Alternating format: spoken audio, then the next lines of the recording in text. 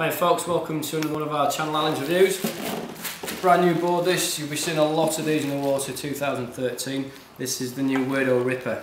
It's based on the original pod design, but it's been reworked mainly by Yardley Nickel, but also input from Kelly Slater and Dane Reynolds.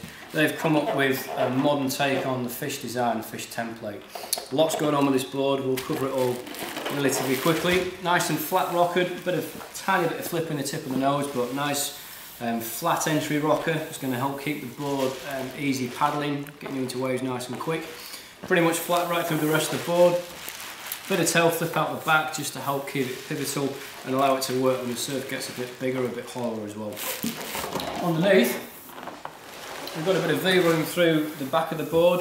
Nice and flat to start off with. You'll be able to see that V. If I move the board up and down a bit, you'll be able to look up through the centre line. Nice and flat to start off with, it's helping you get into waves, keeping the board speed up. As we get down to the centre of the board, we start to feel a slight spine, and it deepens as we get towards the Weirdo Ripper logo just in front of the fins.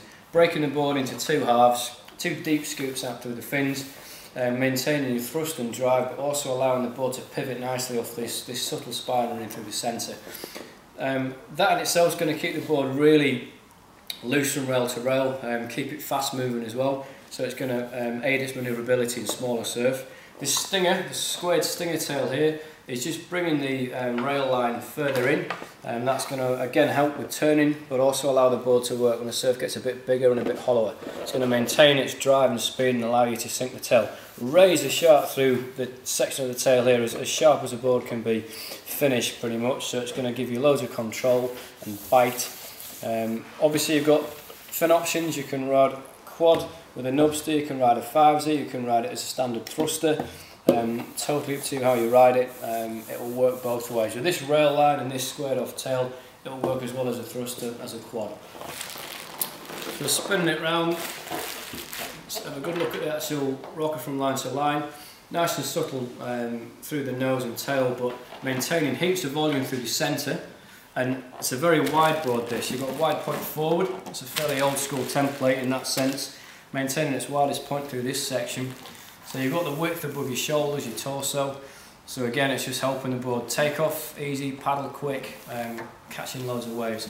Good fun board. It's going to work in anything from 2 foot up to say 4 foot. It's been its optimum. If you know what you're doing, you can be riding this up 5-6 foot easily.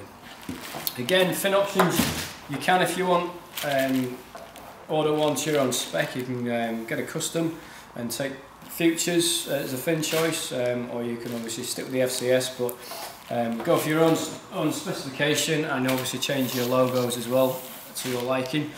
But in terms of that perfect little step down board to go alongside a top high performance short board, this would be highly recommended as part of your quiver.